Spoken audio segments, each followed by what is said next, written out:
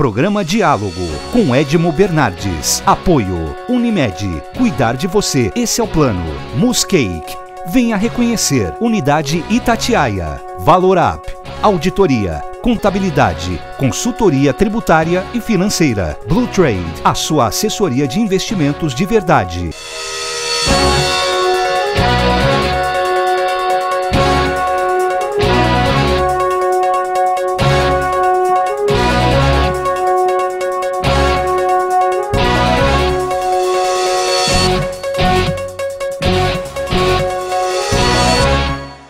Olá, estamos iniciando mais um diálogo. A Fabiola e eu queremos falar hoje sobre bioética, medicina e nutrição. E nada melhor do que um velho, grande amigo, Dr. Isaac Jorge Filho, um gênio, pensador do ser humano, da medicina e participante ativo. Doutor, muito obrigado por comparecer e dar sua colaboração conosco. Eu quem agradeço, Edmo, um prazer muito grande poder estar aqui falando para os seus telespectadores, estar aqui conhecendo a Fabiola, essa figura simpática que é a Fabiola. Não fala isso que ela vai se achar. Aí agora me aguenta. Pronto, E a ideia é que a gente precisa divulgar um pouco essa coisa que é bioética. Precisamos falar um pouco de cidadania e precisamos falar um pouco de saúde. Por isso, eu criei há 9 anos um blog, mas os blogs, se eles não têm um combustível por trás dele, vocês sabem. Fala com o Clube da Borboleta. Não, agora eu estou acabando de saber. Fala com o Clube da Borboleta, você vai ver o que vai acontecer com o seu blog. Vou propor ao Clube... É para ver seu blog? Então você vê o lugar certo. Eu vou propor ao Clube da Borboleta que adote meu blog. Então, nesse blog a gente vem discutindo essas coisas, mas principalmente a bioética. As pessoas não conhecem bioética. Não sabem bem o que é. Eu andei dando uma olhada. A bioética, ela começou, acho que foi um holandês que começou a falar nela no fim dos anos 1800, começo dos anos 1900, mas os estudos mostraram que ela começou de fato a pegar após a Segunda Guerra por conta dos crimes cometidos no nazismo, alegados por questões étnicas e os assassinatos que aconteceram, e ali sim começou de fato a se tratar a bioética. Ou seja, de lá para cá, quando o mundo viu aquele genocídio na Segunda Guerra Mundial, só piorou, doutor. Na verdade, você está falando mais de ética e um tanto de bioética. A bioética começa com esse nome em 1927, dentro da Igreja Católica. Mas não tem nada a ver com a atual bioética. Em 1961, um oncologista americano chamado Van Rensselaer Potter, que não tem nada com o Potter dos filminhos. Do Harry Potter.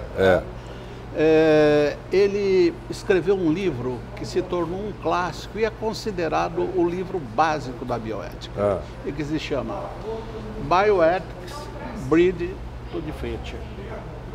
Bioética, a ponte para o futuro.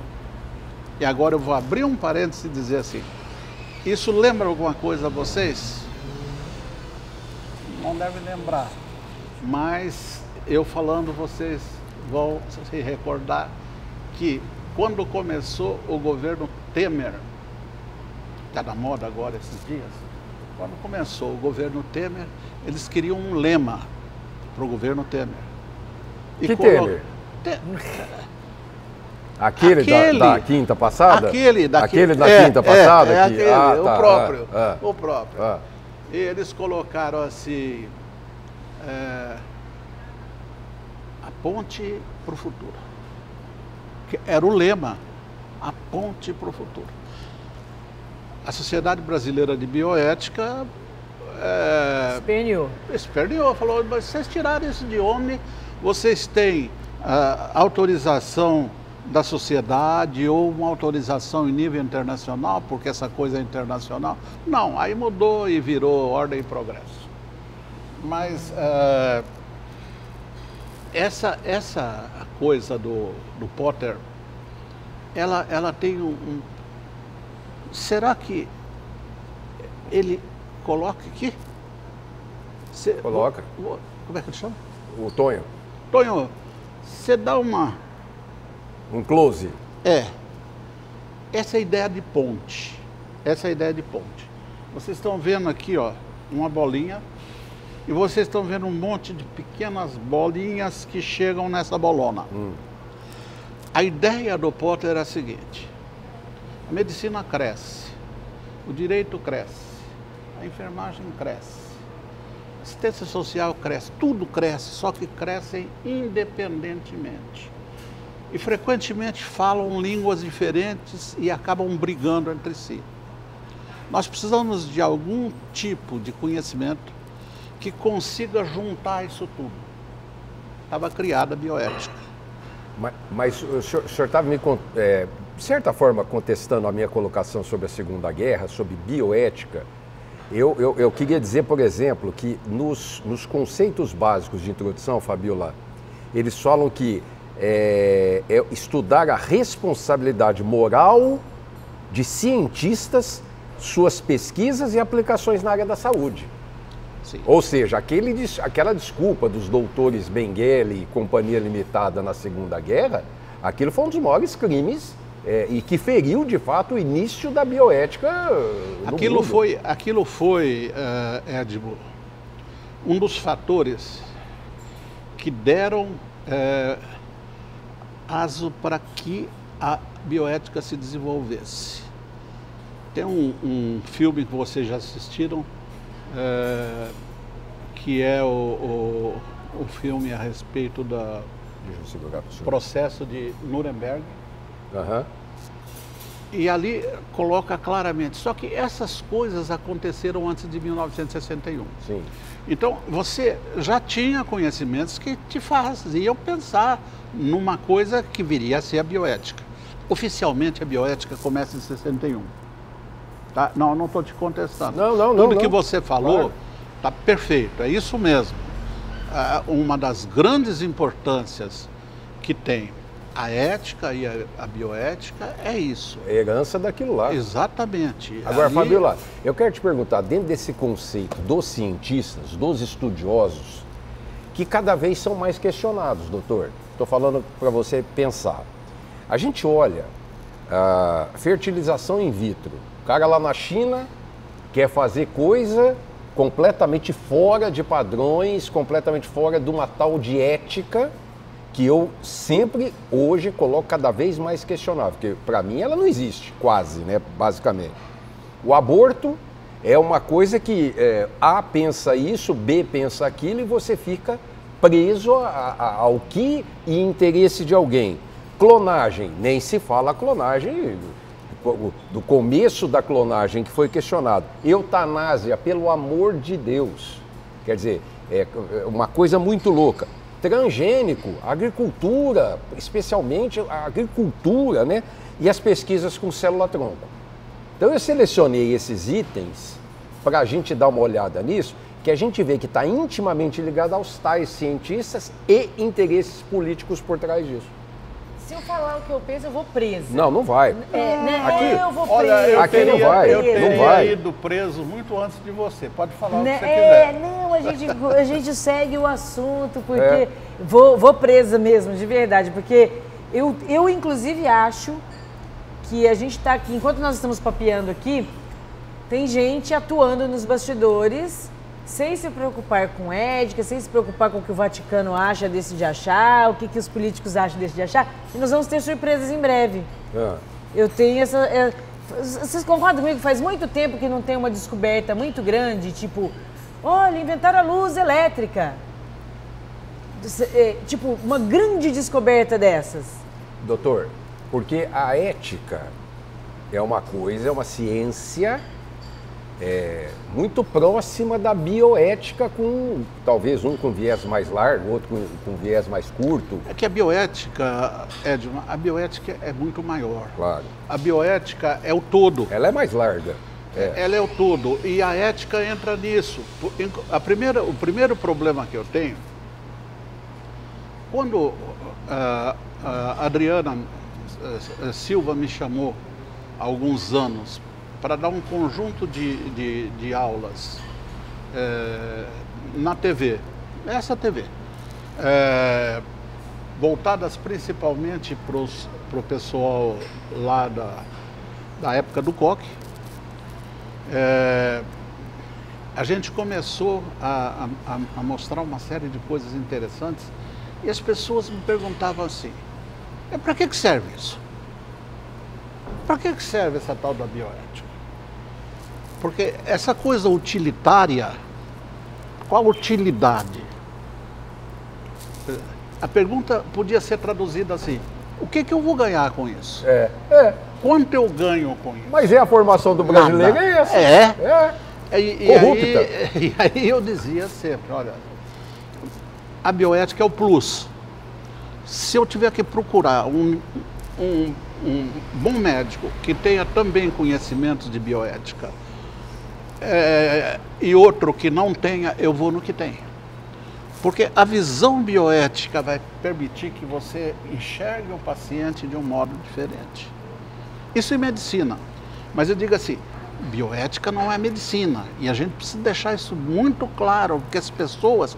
Eu tive muita dificuldade de dar um curso de bioética numa das faculdades de medicina de Ribeirão, porque eles achavam, não, mas isso não tem no programa de medicina. Não, mas isso não é medicina. Isso aí é filosofia, bioética, humanismo, muito mais do que muito pelo amor de Deus, que a medicina. É a base de tudo. Então é difícil a gente trabalhar com isso. Por causa disso tudo, eu publiquei esse animalzinho aqui. Ó, só pegar esse livro aqui, desculpa. Pegar esse livro aqui. Esse livro pela editora Ateneu, que o Dr. Isaac fez, Bioética, Fundamentos e Reflexões. Que ano foi isso, doutor? Isso saiu em outubro agora. Outubro de 2018, recente. O último outubro. Esse livro, ele mostra dois aspectos interessantes. Ele mostra os fundamentos da bioética e as reflexões. A bioética é uma área de polêmica, de reflexão. Tanto que eu vou provocar no próximo bloco, a hora que eu chamar depois do intervalo, eu vou provocar a reflexão. Eu acho que deva fazer isso. Então, a bioética é uma área disso daí. Nós temos. Hoje deve estar internando alguém no hospital que vai precisar de sangue. E a família não quer que passe sangue. O paciente não quer que passe sangue. Está aí a polêmica. Você passa sangue? Você é o doutor. Salvar ou morrer? Não sei. Que nem eu vi a questão lá de você pode querer aceitar ou não ser reanimado. É sua. Eu vi isso ontem. Bem a família, ele falou que não quer ser reanimado. No sangue? Pode ou não pode? Você passa ou não passa o sangue? E o médico faz o quê? O médico tem a autonomia dele, mas o paciente também tem. Na autonomia do paciente, ele diz, eu não quero. Minha religião não permite. Lá nos Estados Unidos prevalece o paciente. Aqui também está começando a prevalecer o paciente. Eu vou chamar o nosso intervalo, daqui a pouquinho nós estamos de volta. Até já.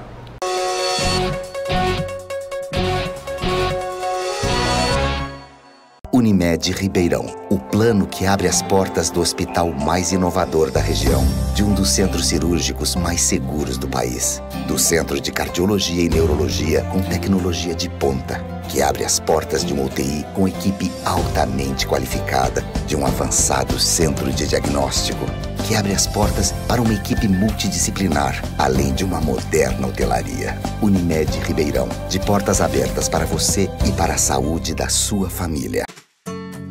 Hoje eu quero aquela brusqueta de pepperoni. Eu não vejo a hora de provar o confit de pato. Ou será que peço o risoto de carne seca, hein? E eu mereço o brownie de sobremesa. Eu vou pedir a torta de chocolate com gelé de damasco. Nossa, a gente nem chegou e já tá pensando na sobremesa. O mousse cake da Itatiaia agora é My Mousse Cake. O mousse cake que você sempre amou, com tudo que você sempre pediu.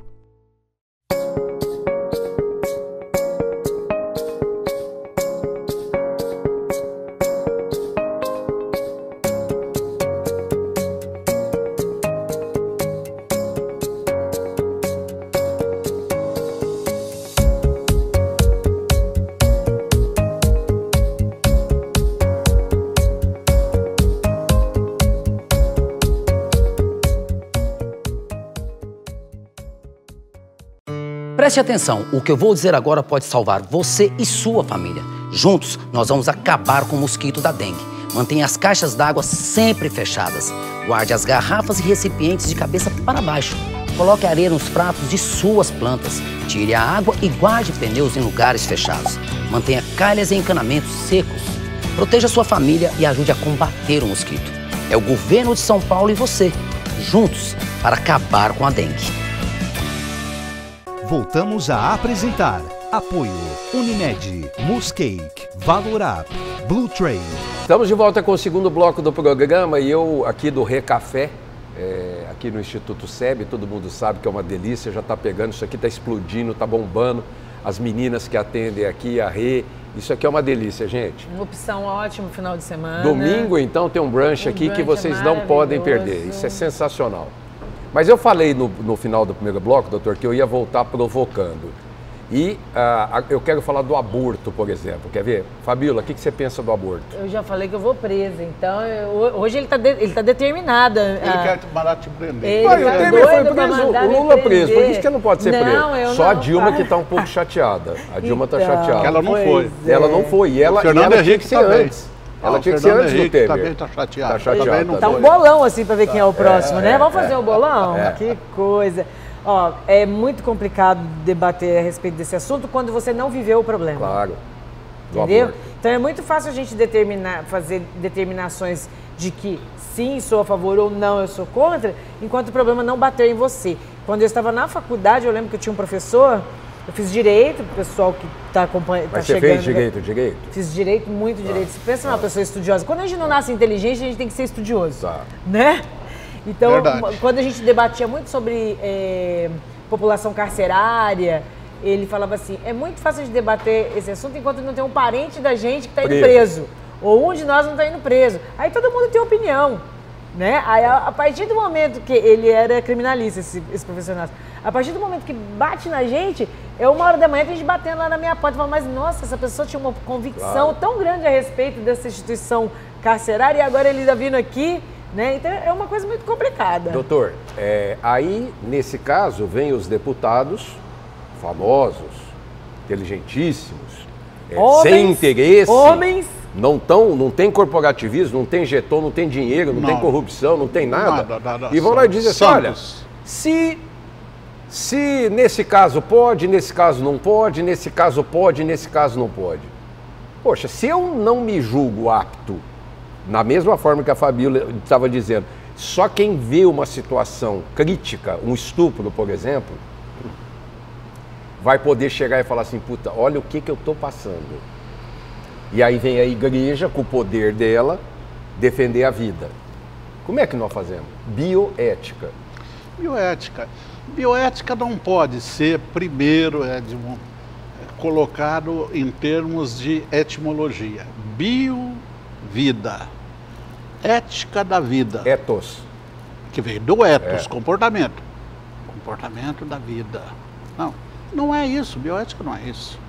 Bioética não é isso. Se você pegar o pé da letra, você não está falando de bioética. A bioética é muito maior do que isso. A bioética é aquilo que faz com por exemplo, eu possa discutir esse problema do testemunho de Jeová. Que é o negócio do sangue que a gente estava falando anteriormente. Exatamente. A gente estava vendo algumas outras coisas. Esse livro se chama Fundamentos e Reflexões da Bioética. Fundamentos e Reflexões. Eu vou dar uma reflexão, porque eu vou pegar vocês que são da mídia nessa reflexão. Lembra que houve um campeonato mundial de futebol aqui no Brasil? Sim. Foi um campeonato de 50 interessante. ou de 2014? Qual que o senhor se refere? Qual foi o vexame maior? Foi o 2014, 14, pelo amor de Deus. Pelo amor de Deus. Então, você pegar... essa é a coisa. A gente ouvia os locutores, os comentaristas, todos falar quando tinha jogo lá em Manaus, né? Nós estamos aqui no pulmão do mundo. A Amazônia que é o pulmão do mundo. A Amazônia não é pulmão de mundo nenhum. Então são essas coisas erradas que ensinam e que as pessoas aprendem e que se você pegar um monte de professor de colegial, de ginasial, eles não vão saber. Quer dizer, o que é alguma coisa que é pulmão do mundo? Seria alguma coisa que recebesse oxigênio, CO2, eliminasse oxigênio. A selva amazônica faz isso? Não, muito pelo contrário. Ela, nos lugares maiores, ela até consome mais oxigênio do que produz. Mas então que história é essa? Quem que é o pulmão do mundo? O pulmão do mundo são as algas marinhas. São elas que produzem a grande quantidade de oxigênio que nós precisamos. Gente, olha o nó que ele tá dando na cabeça do pessoal que tá assistindo a gente, hein? Mas é pra dar olha isso, e contrariou meus 60 anos de idade e toda a minha cultura e conhecimento. Não, e o que é, então, a Amazônia em termos disso? Não vale nada? Não. A Amazônia é o ar-condicionado do mundo. É graças à floresta. Deve estar com defeito, hein, doutor Isaac? Tá com defeito. Olha, vou te falar uma coisa, deve estar com defeito. Mas é o ar-condicionado do mundo. É graças à transpiração das plantas que o planeta não aquece mais ainda do que já está. E aí nós vamos cair num outro problema, que é o aquecimento global, que eu me proponho um dia vir aqui para conversar com vocês só de aquecimento global. Isso é legal, hein? O Humberto está lá agora. Na Patagônia. O Humberto está na Patagônia, ele deve ter passado por Perito Moreno. Perito Moreno é um lugar na Patagônia Argentina também, onde a gente pega e vê muito bem os glaciares. Os glaciares são enormes montanhas de gelo. E você fica olhando aquilo, a Leila estava comigo, a gente fica olhando aquilo e de repente você percebe um barulho e cai um prédio de 20 andares. De gelo. De gelo. E aí surge uma figura chamada Bush, na época, substituída agora com vantagens por outro chamado Trump, não é? Que diz que não tem aquecimento global. Eu queria mandar eles para lá, para ficar lá. Mas daqui a pouco nós vamos ter que ir para lá, doutor. Não é só eles, pois não. É. Nós também vamos ter que ir. Voltemos à Amazônia. O que a Amazônia tem é essa possibilidade de funcionar com um aparelho de ar-condicionado. E por conta disso ela faz uma outra coisa que agora é para também pôr um pouquinho de nó na cabeça. Vocês conhecem Rio Voador? Rio Voador, não. Conhece Rio Voador? Eu ouvi um conceito. Eu conheço Rio Poluído, Rio... Eu ouvi um conceito. Tietê, aliás, vai até uma próxima pergunta. Rio Voador. Não tem nada com aquela música do Chico Buarque que diz: quem foi que falou do boi voador? Manda prender esse boi, seja esse boi o que for. Não é? É o rio. É o rio de vapor d'água.